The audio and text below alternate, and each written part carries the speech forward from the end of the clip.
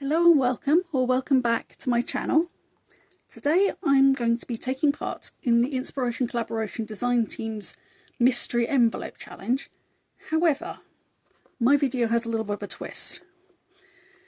This, you'll notice if you've been around anything Stampin' Up for a while, you'll notice is not this year's paper. This year's paper, for all of the paper for Halloween, was released at the start of July because Stampin' Up took on board that people were saying, I don't have enough time to craft all my things for Halloween. People make bags and things to give away for their with sweets in and things like that. I don't have enough time to prepare all these things if I only have the paper at the start of September. So they this year brought it back to the start of July and released it as the online exclusives, which means 6 weeks earlier than that they released it to demonstrators, and in the UK it sold out before I got online to go and have a look and see what was coming out. And then at the start of July it released to the public. It had been restocked by that point and it sold out again. So third time round, and it's in the post. They are absolutely gorgeous papers, as you can probably tell by the fact that it's sold out twice already. There's the little ones, the 6x6s that Katie sent to everyone else. There's a folder with swirly bits and stars and things, which Katie used to make some tags that she sent to everybody else. And there's also a 12x12 paper and scrapbooking workshop kit attached to it. If you go and look at Angie's video, I know that she gives you an overview of all the papers for this year. So I definitely recommend you check out Angie's video and everybody else's videos. Dawn's going to be doing, I'm guessing, I haven't seen her video, but I'm guessing that she's probably going to do some foiling on it because she quite likes that foiling system. So if you're interested in it, if you're interested in looking at the foiling at all, I'd suggest going and looking at Dawn's video. And then Katie will have done something fantastic with it, I know. And Kalia, never short of ideas for things related to autumn. Yeah, I'm going to finish this video and then I'm going to go and check out everybody else's videos. I already watched Angie's because she released it yesterday. So, anyway, go and check out everybody else's videos. And I'm going to show you some of this scrapbooking workshop kit. So if you go for the new scrapbooking workshop kit for Halloween, you'll find that the cutting guide is different to this. This is the old style cutting guide, where you have each piece of paper and it shows you which way up to put the piece of paper and where you need to cut first. It's got a little pair of scissors, and then it tells you the dimensions of the pieces that you need to cut. Stampin' Up got some feedback that said that's actually quite difficult for people who have never done scrapbooking before, and maybe they're just coming back to scrapbooking. It's quite difficult to cut out the right pieces, make sure that you've got all the right pieces, because there are quite a lot of, in this one there are quite a lot of little pieces as well, and get them all into the right piles to make all the right layouts. And some people look at the guide and say, I can't do that. And that's the end of it.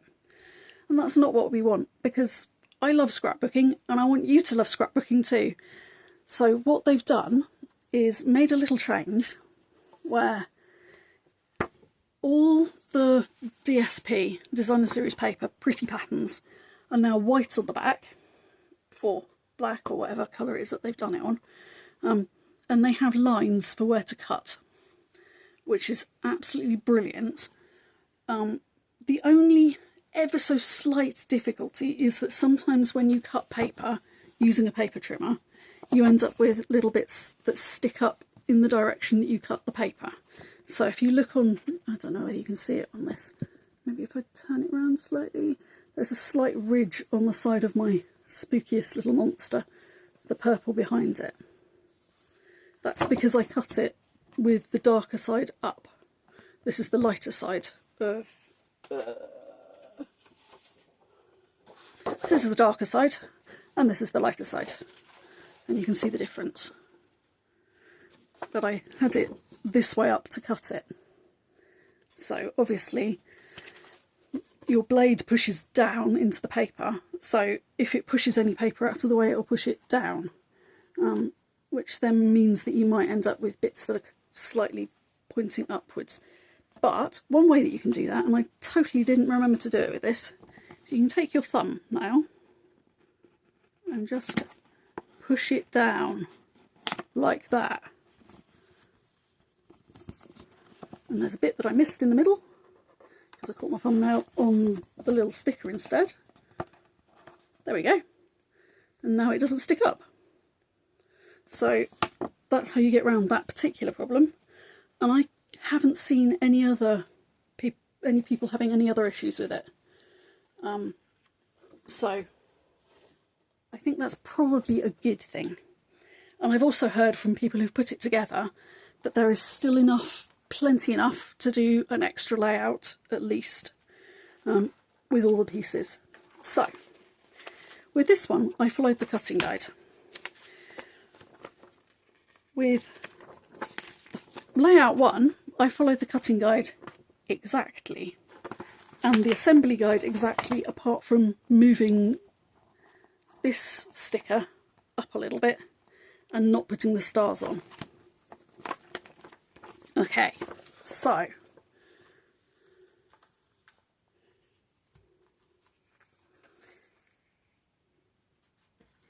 here is layout 1 as assembled, and if you notice, I haven't actually put any of my photos in because I haven't printed them off yet. I'm not even sure which ones I'm going to use exactly for this because I took about 16 photos and I've only got 4 spaces. I may end up using a flip-flap there and there, maybe, don't know.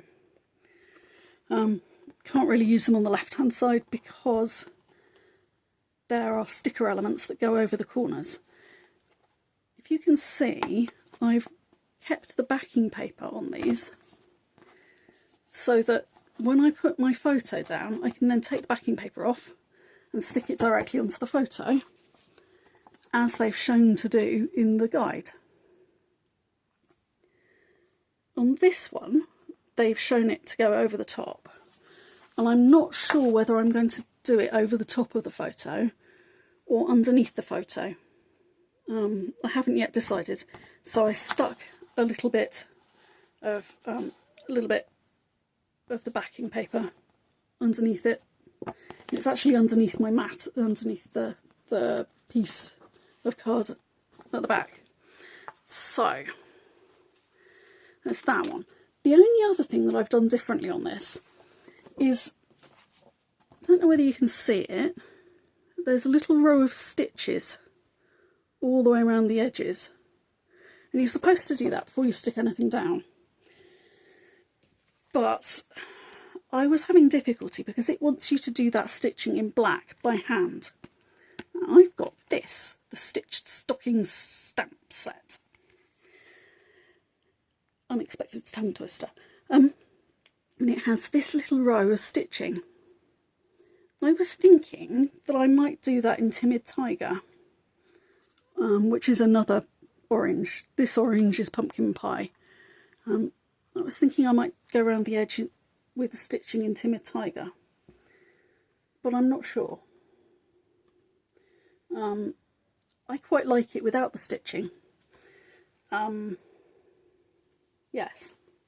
So when it comes to putting my photos on, I may decide to put some stitching on, or I may not. And there's a little bit of space down here that I can put some journaling in, or up here, or maybe both, depending on how much journaling it ends up that I've got.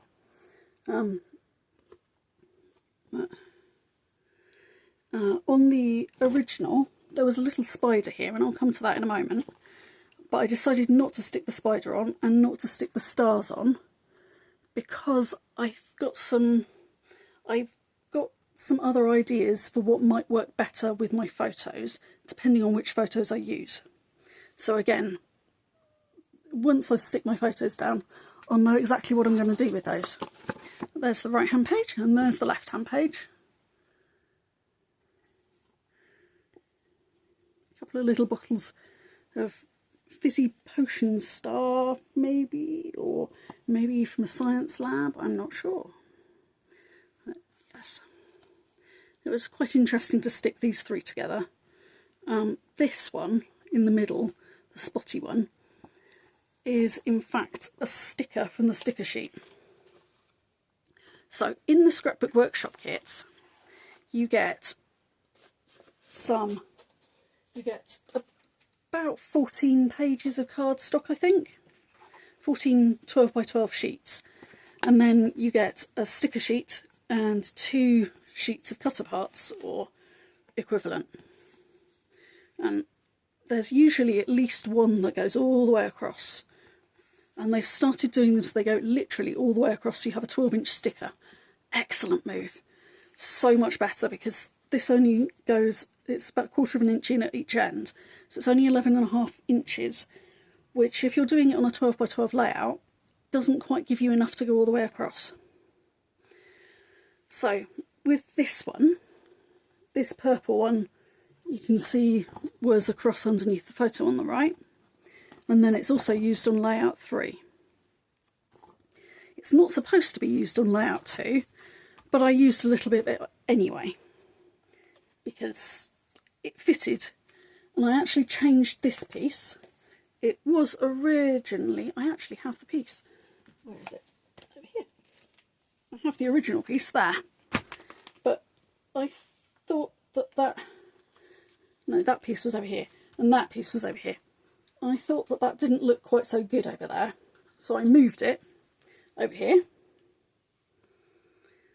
I swapped them over, and then I thought this one doesn't go because of the one across underneath the photo, so I changed it again. Now, with this one, they've put a spider's web there, and this piece here is this piece. This sticker. It says Fright Night, and it's got some interesting stripy bits, and it's supposed to go underneath the Hello October. I didn't want to do a layout based on that. I wanted to do a layout based on some reading that my children did for part of a library's reading scheme thing. As you can see, I haven't actually got my photos glued down because I haven't printed them off yet. I was looking through my photos. I have got as far as looking through my photos for this one. And I have got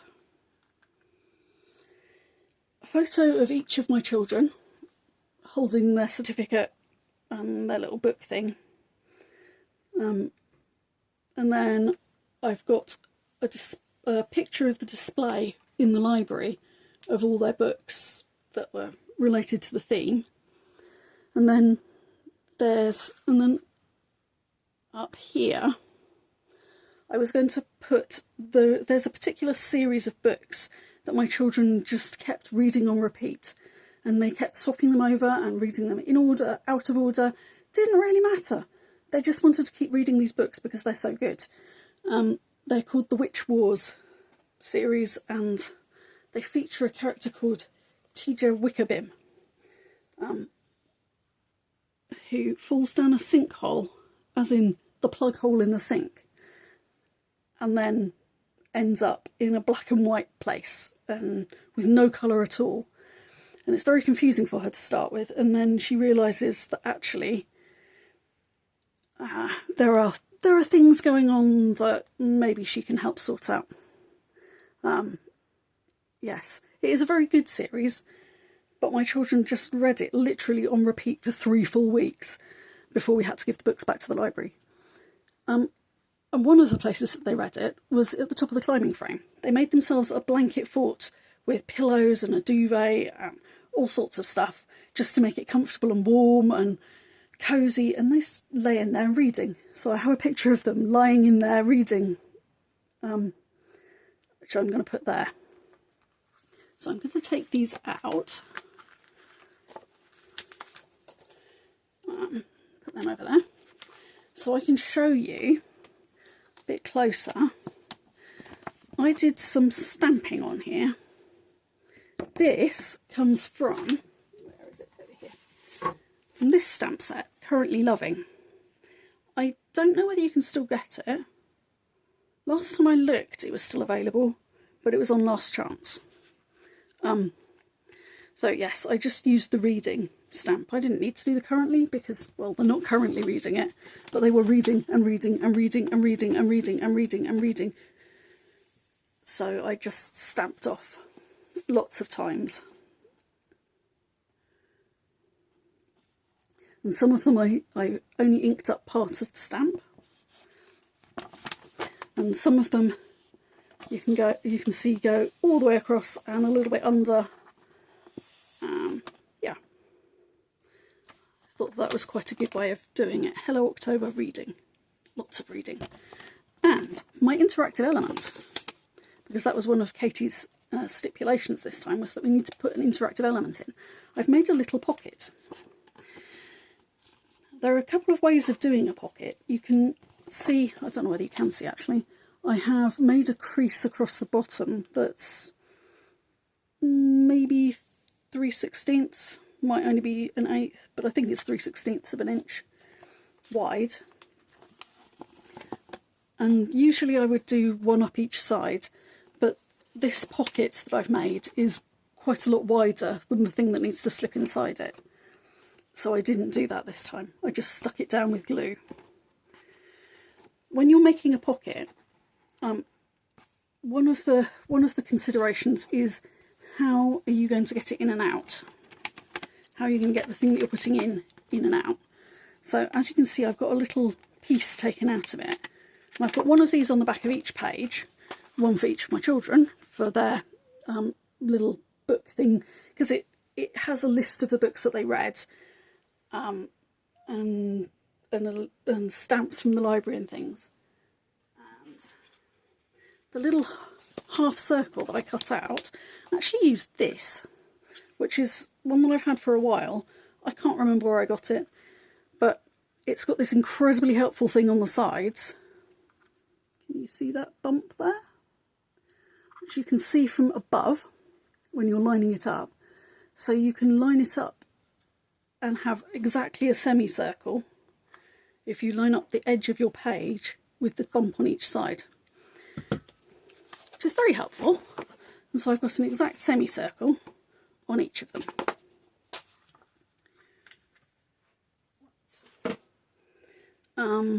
Yeah, and that's really all there is to talk about with this one, I think. Obviously it was all inspired by the fact that there were these lovely strips of books to put down on each side.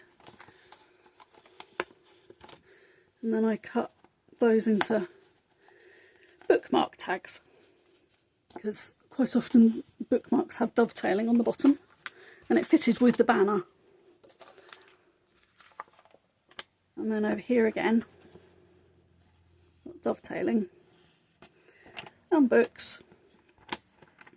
And up here I added 3 little banners, I guess, going across with dovetailing on both ends. And then this word books, it's the same size as the alphabet a la mode. However, I've had these dies for quite a while, and they're Sizzix ones, so they're good quality. One of the important things when you're getting dies is to make sure that they are good quality and not going to break on you. Or these ones have a little bit around the outside. The only time that I've ever used the bit around the outside successfully, I pre-put sticky back stuff on the back, because then it sticks down. That's the only time that I've managed to successfully use the outsides. But it doesn't really matter, because I quite like the thin ones, the skinny look. Let me see. I can show you what it looks like with the extra bit on. I think the idea is so that you can build up a pile of them, or you can offset that bit, offset the piece that you've cut out, maybe with the B. It might be easier on that one. You can slightly offset it, and so it looks like you've got a 3D letter.